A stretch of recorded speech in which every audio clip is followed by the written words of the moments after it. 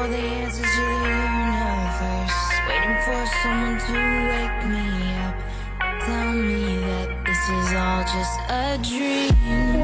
I'm still waiting for a different sign, waiting for someone to take me away, get these thoughts off my mind.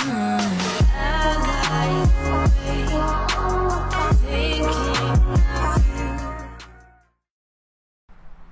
Bonjour et bienvenue à tous, on se retrouve aujourd'hui pour une nouvelle vidéo signée Hirai Auto. Et aujourd'hui sur la chaîne YouTube, on a décidé de vous présenter la nouvelle Polo Airline en gris classique, en gris métal. Voilà.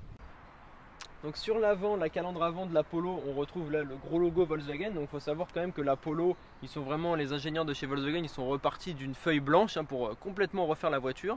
Et là, ce que vous avez devant vous, c'est la Polo la plus grosse et la plus imposante que Volkswagen a jamais construit. Donc c'est-à-dire qu'ils sont vraiment agrandis, que ce soit la largeur, la longueur, voilà, tout a été vraiment élargi et on a une impression de Golf. Quand on la regarde, c'est vrai que pas mal de gens disent bah tiens, ça ressemble à une Golf. Au niveau des bas de caisse, on a un bas de caisse ici noir pour contraster avec le gris, le petit logo Airline ici. Là je vous ai allumé un clignotant pour vous montrer la différence par rapport à ici, c'est que vraiment le clignotant voilà, substitue la LED quand on allume le clignotant, donc on est en full LED là vraiment partout sur la Polo. Donc un gros bouclier avant imposant, hein, voilà, vraiment typé Volkswagen. Ensuite sur les côtés, bah, on a toujours voilà, le rappel ici du logo Airline. On est sur des jantes ici 17 pouces, donc ça, même si c'est du 17 pouces sur les comment dire, sur les ronds, que ce soit sur les ronds-points ou sur les ralentisseurs, je trouve pas trop que ça tape quand même. Elles sont vraiment, voilà, c'est des jantes étoilées, moi je les trouve assez jolies. On a aussi le répétiteur clignotant voilà, qui sert à montrer aux usagers qu'on change de fil, hein, c'est bien ici qu'il est mis ici, et aussi à l'intérieur pour nous montrer, ça on le verra tout à l'heure. Ici sur toute l'aile, et d'ailleurs de l'autre côté aussi, c'est vraiment des formes assez carrées, hein, assez Volkswagen. Ici on voit bien vraiment que c'est découpé en plusieurs parties. On a la version Airline, donc ici voilà, on a un rajout pour avoir une impression que la voiture est un peu plus rabaissée. Et puis sur l'arrière de cette Polo, donc voilà, on a aussi les vitres teintées qui finissent vraiment bien la voiture, surtout sur une version sport. Et sur l'arrière de la Polo, on a le petit béquet sportif noir qui nous rappelle évidemment le pare-choc avant. Et puis bah, toujours voilà, cette forme bien carrée à l'arrière, donc ça a été aussi retravaillé. Et puis sur certaines versions, donc moi je ne l'ai pas, mais on peut avoir également la caméra donc, qui sort du coffre, hein, vous connaissez du petit logo Volkswagen. Donc ça fait un très bel ensemble sur cette Polo qui nous rappelle vraiment la Golf maintenant ici. Mais c'est vrai que voilà, elle reste quand même, je sais pas si vous voyez un peu de cet angle de vue là, je trouve qu'elle en impose et que voilà, c'est vraiment, ça change des polos, des anciennes polos.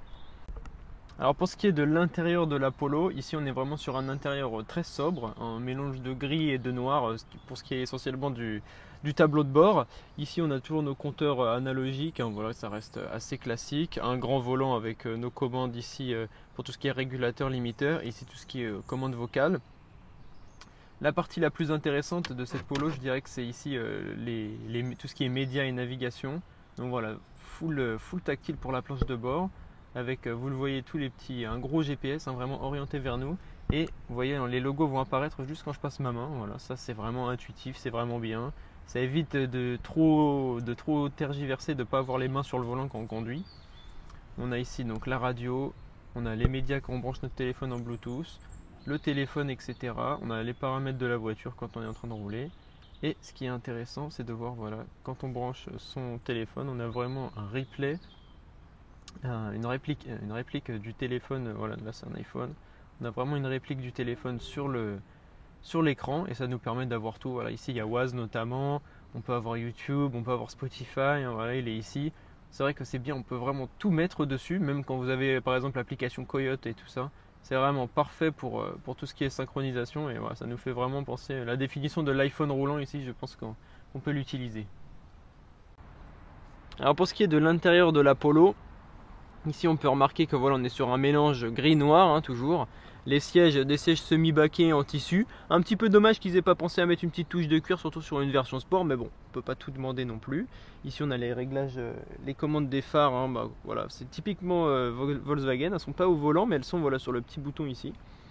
Ensuite pour ce qui est du centre ici, hein, vous le voyez de la caméra, ici on a ce qui est Start and Stop. l'avertisseur pour quand on recule à 360 degrés qu'on peut désactiver et activer. On a d'autres commandes qui se rajoutent ici, notamment le toit panoramique ouvrant quand on l'a. Ici on a également, bah voilà, vous voyez, j'ai mis ma carte Total Wash, hein. On peut mettre une carte quelle que soit la nature, ou un ticket de parking, voilà, ça peut toujours être utile. On a aussi ici notamment 2 porte-gobelets. Bon, ça c'est un faux allume-cigare, hein, voilà, qui sert de prise 12 volts quand on veut brancher quelque chose dessus. On a pas mal de rangements, que ce soit ici ou dans les portes. À l'arrière, on a beaucoup d'espace, hein. C'est vrai que c'est une des voitures dans sa catégorie qui a le plus d'espace à l'arrière, que ce soit en concurrence avec la Clio 5, la nouvelle 208, la Skoda. Il y a vraiment beaucoup de voitures en concurrence avec elle, et on peut remarquer que, vous voyez, là tout à l'heure j'étais côté conducteur, maintenant je suis à l'arrière comme si une personne de même catégorie était devant moi. Bon, j'ai des grandes jambes et pourtant, voilà, on peut largement être à 2 adultes derrière. Bon, je dis 2 adultes et un enfant peut-être à l'arrière, parce que 3 adultes ça fait beaucoup pour une compacte comme celle-ci, mais c'est vrai que voilà, vous voyez, j'ai pas de souci, je peux même étaler un petit peu mes jambes si je veux, pas de problème. On retrouve les couleurs, bah voilà, comme à l'avant, un mélange de gris noir en tissu, et donc ça nous fait un bel ensemble et une bonne voiture bien équilibrée. Pour finir la présentation extérieure de la Polo, donc je dirais le coffre, extérieur intérieur du coup. Donc le plus grand de sa catégorie, notamment avec un coffre, bah voilà, comme vous le voyez, un très grand qui peut accueillir beaucoup de bagages. Bon, là on a mis que 3 sacs, voilà, c'était le matériel qu'on avait besoin aujourd'hui. On peut juste remarquer que là effectivement j'ai baissé le plancher du coffre, et pour la bonne et simple raison que j'ai pas encore de roue de secours dessus. Mais dès que j'aurai une roue de secours, voilà, pour monter le plancher, donc à ce niveau là, vous le voyez à peu près. Ça baisse un petit peu la capacité du coffre, mais bon, c'est pas non plus choquant.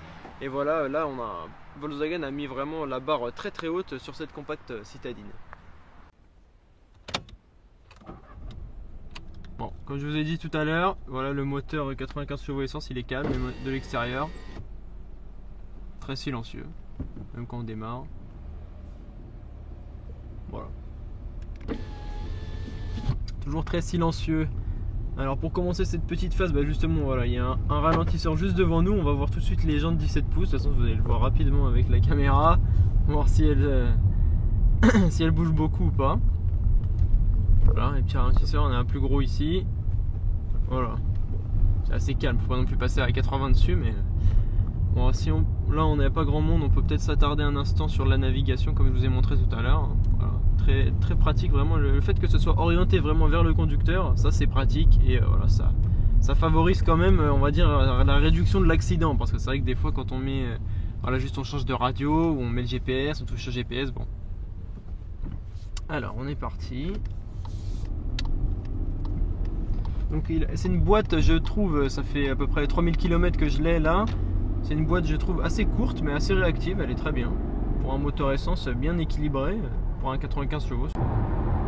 Donc là du coup on est sur une portion un peu plus rapide, mais c'est pareil, je pense que la Polo, il n'y a pas besoin de faire un dessin, hein. On est là, on est en 5ème tranquillement à 2200, 2300 tours, on est à 110. Je sais pas si vous entendez un peu l'ambiance de la voiture, mais on est quand même bien... C'est assez feutré, c'est pas mal. On se sent, je trouve qu'on se sent protégé. Là autour, voilà, les montants fait qu'on se sent confiné, on se sent dans sa petite boîte, mais c'est très bien comme ça. Après, même si on commence à accélérer un petit peu, voilà, y a pas de... Franchement, elle se débrouille bien, et voilà, c'est pas, y a rien à dire dessus. En même temps, c'est vrai, donc la conclusion sur cette Polo, c'est que ça a été une voiture super agréable à conduire en tout point. Alors voilà, je pense que comme on a utilisé tout à l'heure, la définition de l'iPhone roulant, elle est bien pour définir la voiture. J'ai pas de gros défauts à donner, si ce n'est qu'à l'intérieur ils auraient peut-être pu mettre un peu de cuir parce que c'est quand même une finition sport, mais sinon sur le reste, que ce soit intérieur, extérieur ou conduite, voilà, c'est tout à fait raisonnable.